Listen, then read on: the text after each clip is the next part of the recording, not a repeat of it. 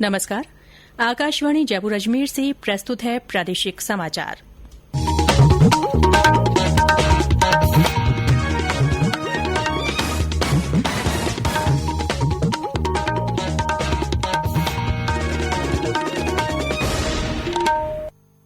मुख्य समाचार।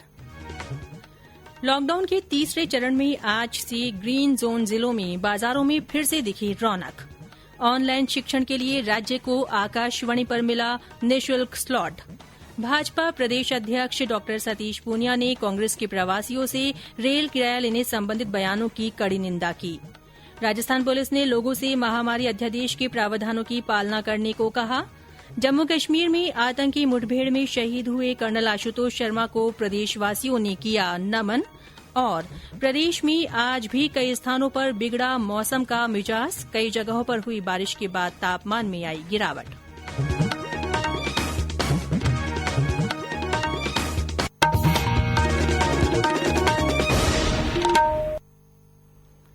समाचारों के साथ मैं रितिका गुप्ता और अब समाचार विस्तार से। लॉकडाउन के तीसरे चरण में आज से प्रदेश में विभिन्न गतिविधियां सुचारू हो गई हैं। ग्रीन जोन में शामिल बूंदी जिले में आज 43 दिनों बाद बाजारों में रौनक देखी गई। हमारे संवाददाता ने बताया कि सुबह दुकानदारों ने पूजा अर्चना कर अपना व्यवसाय शुरू किया। बूंदी जिले में कोई भी कोरोना पॉजिटिव मरीज नहीं मिलने के कारण आज 43 दिन बाद आम बाजारों में रौनक लौट आई। ग्रीन जोन में आने वाली सुविधाओं का लाभ बूंदी वासियों को आज से मिलने लग गया। सुबह 10 बजे दुकानदार अपनी अपनी दुकानों पर पहुंचे और विधिवत पूजा अर्चना कर अपने प्रतिष्ठान खोले। बाजार खुलने के बाद ग्राहकों की भी आवाजाही देखी गई। अधिकतर दुकानदारों ने लॉकडाउन के नियमों का पालन करते हुए ग्राहक एवं स्वयं के मध्य सोशल डिस्टेंस की पालना की।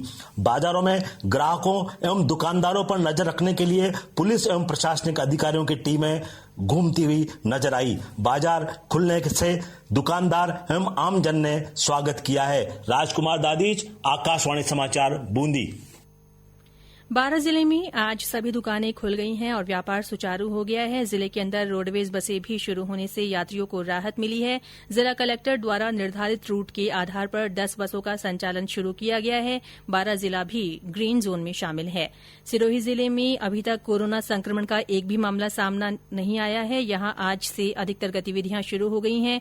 ग्रीन जोन में होने के कारण जिले में रोडवेज बसें चल रही हैं। इन बसों का संचालन जिले के अंदर चयनित रूट पर किया जा रहा है। सभी गतिविधियां सोशल डिस्टेंसिंग और लॉकडाउन के नियमों का पालन करते हुए हो रही हैं। इधर जैसलमेर से हमारे संवाददाता ने बताया कि जो दुकानें लॉकडाउन की शुरुआत में बंद की गई थी वो आज भी नहीं खुली। जिला प्रशासन ने दुकानें खोलने से पहले सूचना देने के लिए कहा है। बांसवाड़ा में आज शराब की दुकानें खुली। वहीं अजमेर में भी शराब की दुकानों के बाहर लोगों की कतारें देखी गईं। राज्य में महात्मा गांधी नरेगा के तहत काम शुरू होने पर मजदूरों को रोजगार मिलने लगा है, जिससे उनको राहत मिली है। दौसा की मजदूर कोयली मीणा ने कहा कि सरकार ने उनके लिए ये एक अच्छा काम किया है। पहला अब धंधो बंदो हो जो, अब धंधो खोल दियो। अब हमारा आदमी भी बैठे चीर, अब यह धंधो खोल दियो हमको, तो अब मासक वासक सब लगा रखे थे हमने और अब यह रोजगार चला दियो तो बढ़िया ही चीज। दो आदमी दूर दूर रह रहे थे। बिल्कुल सरकार बहुत अच्छा काम करेगा। सवाईमाधोपुर के सुमन मीणा ने भी मनरेगा में मजदूरी का काम मिलने पर सरकार का आभार व्यक्त किया। मेरा नाम सुमन मीणा, मैं मैनपुरा की रहने वाली हूँ। कोरोना वायरस की वजह से हमको सरकार ने अच्छी आमदनी दे रखी है नरेगा के काम के लिए और हम इसमें आ रहे हैं। इससे हमारा घर का खर्चा चल रहा है। सरकार का बहुत बहुत धन्यवाद। ऑरेंज जोन में शामिल बीकानेर जिले में फंसे प्रवासी मजदूरों के लिए सरकार ने आश्रय स्थल बनाए हैं। इन स्थलों पर मजदूरों के लिए सभी सुविधाएं उपलब्ध कराई गई हैं। नगर निगम की प्रबंधक नीलू भाटी ने बताया कि मजदूरों को उनके घर पहुंचाने के लिए सरकार सभी प्रबंध कर रही है। इससे पहले पंजाब के कुछ लोग रुके हुए थे, उनको भेजा जा चुका है और अभी वैसे ही निरंतर इनके प्रयास किए जा रहे हैं। जैसे इनकी डाटा इकट्ठे करके और जैसे भी हमें इन्फॉर्मेशन आती है वैसे इनकी बसों के माध्यम से जो भी प्रशासन की हमें निर्देश आते हैं उन माध्यम से इनको भेजा जा रहा है। सबसे पहले तो हम स्वच्छता की बात करते हैं तो हमें जो भी यहाँ पर आते रहने के लिए उनको मास्क और सैनिटाइजर और साबुन उनको वितरित कर दिए जाते हैं और उनको उसी वक्त बता दिया जाता है कि सोशल डिस्टेंसिंग आपको रखनी पड़ेगी। और दूसरा, इनके आते ही पहले इनकी स्क्रीनिंग करवाई जाती है। सीएमएचओ से टीम आती है इनकी स्क्रीनिंग करवाई जाती है। उसके बाद इनकी रहने की व्यवस्था, बेड वगैरह भी इसी तरीके से रखे हुए हैं कि दोनों बेड के बीच में कम से कम थोड़ा गैप रहे और इनके खाने का और सारी व्यवस्था यहाँ पे करवाई जाए। इस बीच अब तक करीब 6,000 मजदूरों को भरतपुर से उत्तर प्रदेश में पहुंचाया गया है। वहीं गुजरात के सूरत से 54 लोग चूरू जिले में आज आए हैं। हमारे संवाददाता ने बताया कि इन सभी की चिकित्सा विभाग की टीम ने स्क्रीनिंग की है। अजमेर से 1,186 जायरीन को आज विशेष ट्रेन से पश्चिम बंगाल के लिए रवाना किया गया। इधर आज भरतपुर दौरे पर रहे चिकित्सा राज्य मंत्री सुभाष गर्ग ने हाईवे पर स्थित यूपी बॉर्डर ऊंचा नगला का जायजा लिया। श्री गर्ग ने बहनेरा के सरकारी स्कूल में ठहरे हुए मजदूरों से भी उनके हालचाल जाने। चूरू विधायक और विधानसभा में प्रतिपक्ष के उपनेता राजेंद्र राठौड़ ने राज्य सरकार पर प्रवासियों की अनदेखी करने का आरोप लगाया है। चूरू में अपने निवास पर लोगों को खाद्य सामग्री वितरित करने के बाद श्री राठौड़ ने कहा कि सरकार प्रवासियों और श्रमिकों को उनके घर ले जाने के प्रति जागरूक नहीं है। उन्होंने कहा कि लाखों की संख्या में लोगों ने पंजीकरण कराया है, लेकिन सरकार विशेष ध्यान नहीं दे रही है। राज्य के मुख्यमंत्री अशोक गहलोत जी ने कहा था कि प्रवासी श्रमिक और प्रवासी लोग जो दूसरे राज्यों में हैं राजस्थान आने चाहिए। राजस्थान के अंदर सरकार की हेल्पलाइन पर रजिस्ट्रेशन करने वाले श्रमिकों का आंकड़ा 15 लाख को छू रहा है और अब राज्य सरकार उन्हें अपने स्थान पर लाने के लिए कोई प्रयास नहीं कर रही। मुख्यमंत्री जी को जनता की सुध लेनी चाहिए, प्रवासियों की सुध लेनी चाहिए, जिनके मन में उनके लगातार बयानों ने आशा जगाई है। मैं मांग करता हूं कि राज्य सरकार इसका प्रबंधन करे और प्रवासी श्रमिक जहां भी अटके हुए हैं वो अपने मूल गांव में लौटे। प्रदेश में लॉकडाउन के दौरान स्कूली विद्यार्थियों की पढ़ाई के लिए राज्य सरकार को आकाशवाणी पर रोजाना 55 मिनट का निःशुल्क स्लॉट मिल गया है। इसकी अवधि 30 जून तक रहेगी। शिक्षा राज्य मंत्री गोविंद सिंह डोटासरा ने आज इसकी जानकारी दी और इसके लिए केंद्रीय सूचना और प्रसारण मंत्री प्रकाश जावड़ेकर का आभार जताया। सूचना प्रसारण मंत्रालय ने हमें 55 मिनट निःशुल्क स्लॉट 25 जो स्टेशन है आकाशवाणी के उनके लिए 30 जून तक के लिए बच्चों के लिए निःशुल्क स्लॉट देने की मांग हमारी स्वीकार कर ली है।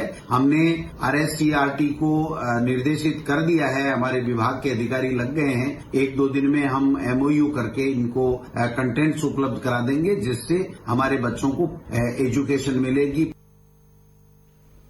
ये समाचार आकाशवाणी जयपुर अजमेर से प्रसारित किए जा रहे हैं।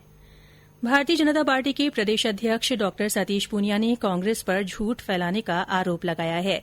उन्होंने कांग्रेस अध्यक्ष सोनिया गांधी और राहुल गांधी के रेल से लाए जाने वाले प्रवासियों से किराया लेने के बयानों की कड़ी निंदा की है।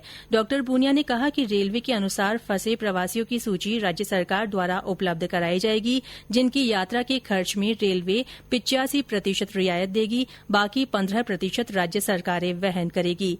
उन्होंने कहा कि जब सब कुछ स्पष्ट है तो कांग्रेस दानदाताओं के सहयोग से किसका खर्चा उठाने की बात कह रही है। गौरतलब है कि आज मुख्यमंत्री अशोक गहलोत ने कांग्रेस अध्यक्ष के निर्देश पर यह निर्णय लिया था कि अन्य राज्यों में भेजे जाने वाले प्रवासी श्रमिकों के किराए का भुगतान राज्य सरकार वहन करेगी। वहीं उप मुख्यमंत्री सचिन पायलट ने कहा कि जो लोग घर आ रहे हैं उनका पूरा किराया केंद्र सरकार को वहन करना चाहिए। देश में कोविड-19 के सबसे ज्यादा संक्रमित 20 जिलों में संक्रमण की रोकथाम में मदद करने के लिए केंद्रीय स्वास्थ्य मंत्रालय की ओर से विशेष टीम बनाई गई है। ये टीमें इन जिलों में राज्य सरकारों को पूरा सहयोग करेंगी। प्रदेश के सबसे ज्यादा संक्रमित जयपुर और जोधपुर जिलों प्रत्येक के लिए भी 2 सदस्यीय टीम बनाई गई है। गौरतलब है कि जयपुर में अब तक 1008 लोग कोरोना संक्रमित हो चुके हैं। वहीं जोधपुर में 708 लोगों में संक्रमण की पुष्टि हुई है। प्रदेश में कोरोना संक्रमित लोगों की संख्या बढ़कर 3016 हो गई है। आज 130 नए मामले सामने आए हैं। इनमें सबसे ज्यादा 76 लोग जोधपुर के हैं। जयपुर में 15, चित्तौड़गढ़ में 19 और पाली में 11, कोटा में 3, राजसमंद में 2 और उदयपुर, बीकानेर, धौलपुर तथा अलवर में एक व्यक्ति में कोविड-19 की पुष्टि हुई है। इलाज के दौरान अब तक 75 लोगों की मृत्यु हुई है। इस बीच राज्य में 1394 लोग कोरोना संक्रमण से मुक्त हो चुके हैं। वहीं 937 लोगों को अस्पताल से छुट्टी मिल गई है।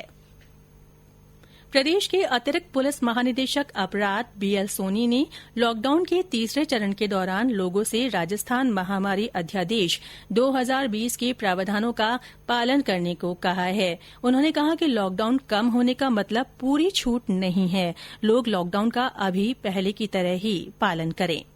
अब जो लॉकडाउन की जो अभी जो परिस्थिति चल रही है उसमें मैं सभी से ये कहना चाहूंगा कि राज्य सरकार ने एपिडेमिक एक्ट के तहत एक अध्यादेश जारी करके और मास्क पहनना और कहीं पे थूकना नहीं, सोशल डिस्टेंसिंग के नॉर्म्स फॉलो करना, कहीं भी 5 से अधिक लोग इकट्ठे नहीं होना, शादी समारोह या कोई भी इस तरह की गतिविधि बिना अनुमति के नहीं करना, इसके बारे में अध्यादेश जारी कर दिया है, जिसके तहत अगर उसकी उल्लंघन करेंगे तो उसमें जुर्माने का प्रावधान है और अगर जेल जाने का प्रावधान भी है। इसलिए सभी से मैं यही आग्रह करता हूं कि आप ये न समझें कि लॉकडाउन कम हो गया है। आपको अत्यंत आवश्यक काम हो तभी आप बाहर निकलें वैलिड रीजन के साथ, और जो भी व्यक्ति आपको पूछे आपके कारण के बारे में तो आपके आईडी के साथ उस कारण को बताएं। जो कोरोना वॉरियर्स हैं, जो मेडिकल एंड हेल्थ के जो ऑफिसर्स हैं, जवान हैं, जो अधिकारी हैं और जो सफाई कर्मी हैं और जो पुलिसकर्मी हैं जो इस अभियान में लगे हुए हैं, उनके साथ कोई भी मारपीट की घटना या कोई भी प्रकार के दुर्व्यवहार की घटना करेगा तो उसके खिलाफ भी सख्त कार्रवाई की जाएगी। प्रादेशिक समाचार बुलेटिन आप हमारे ट्विटर हैंडल @AIRnews_जयपुर पर फॉलो कर सकते हैं। राज्यपाल कलराज मिश्र ने भारतीय संविधान को मानवीय मूल्यों का आधार स्तंभ बताया है। आज राजभवन से तकनीकी शिक्षा और मानव मूल्य पर आधारित वेबिनार को वीडियो कॉन्फ्रेंस के जरिए संबोधित करते हुए श्री मिश्र ने कहा कि संविधान में निहित मूल कर्तव्यों में सभी मानवीय मूल्य समाहित है। यदि युवा पीढ़ी इनके अनुसार चले तो समाज, प्रदेश और देश लगातार प्रगति करेगा।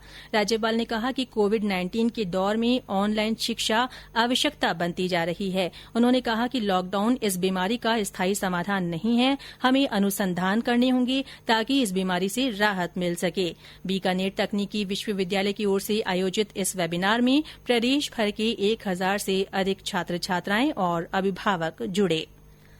कोविड-19 संकट में लोगों तक जरूरी सामान पहुंचाने के लिए मुंबई के बांद्रा टर्मिनस और पंजाब के लुधियाना के बीच चलाई जा रही विशेष पार्सल रेलगाड़ी बांद्रा टर्मिनस से आज रात 8 बजे रवाना होगी। ये गाड़ी 6, 8, 10, 12 और 14 मई को भी चलेगी। वहीं लुधियाना से ये गाड़ी 6, 8, 10, 12, 14 और 16 मई को चलेगी। इस गाड़ी का ठहराव प्रदेश के फालना, अजमेर और जयपुर में भी होगा। इसमें पार्सल बुकिंग के लिए अजमेर में 9928055650 और 90011 96953 तथा जयपुर में 90011 99972 और 90011 99953 नंबर पर संपर्क किया जा सकता है। इसके अलावा जयपुर से बीकानेर, जोधपुर और अजमेर होते हुए वापस जयपुर आने वाली पार्सल स्पेशल गाड़ी भी चलाई जा रही है। ये गाड़ी कल और 7, 9, 11, 13 तथा 15 मई को रवाना होगी। जम्मू कश्मीर के हंदवाड़ा में शनिवार को आतंकी मुठभेड़ में शहीद हुए कर्नल आशुतोष शर्मा की पार्थिव देह आज जयपुर पहुंची। जयपुर के आर्मी अस्पताल में राज्य सरकार की ओर से सैनिक कल्याण मंत्री प्रताप सिंह खाचरियावास ने उन्हें नमन किया और उनके परिजनों को सांत्वना दी। प्रधानमंत्री नरेन्द्र मोदी ने कर्नल आशुतोष शर्मा सहित मुठभेड़ में शहीद हुए जवानों को श्रद्धांजलि दी है। उन्होंने कहा कि बहादुर फौजियों की शहादत हमेशा याद रखी जाएगी। राज्यपाल कलराज मिश्र, मुख्यमंत्री अशोक गहलोत और विधानसभा अध्यक्ष डॉ सीपी जोशी ने भी आशुतोष शर्मा की शहादत को सलाम किया है। प्रदेश में आज भी विभिन्न स्थानों पर बारिश के समाचार हैं। कुछ जगह ओलावृष्टि भी हुई है। बाड़मेर जिले के सिणधरी में तेज आंधी के बाद ओलावृष्टि हुई। बालोतरा में ठंडी हवाओं के साथ तेज बारिश हुई। पाली जिले में बारिश के कारण तेज गर्मी से राहत मिली। मौसम विभाग ने आज प्रदेश के कुछ स्थानों पर ठंडी और धूल भरी हवाओं के साथ हल्की और मध्यम बारिश की संभावना जताई है। और अंत में मुख्य समाचार एक बार फिर। लॉकडाउन के तीसरे चरण में आज से ग्रीन जोन जिलों में बाजारों में फिर से रौनक दिखी।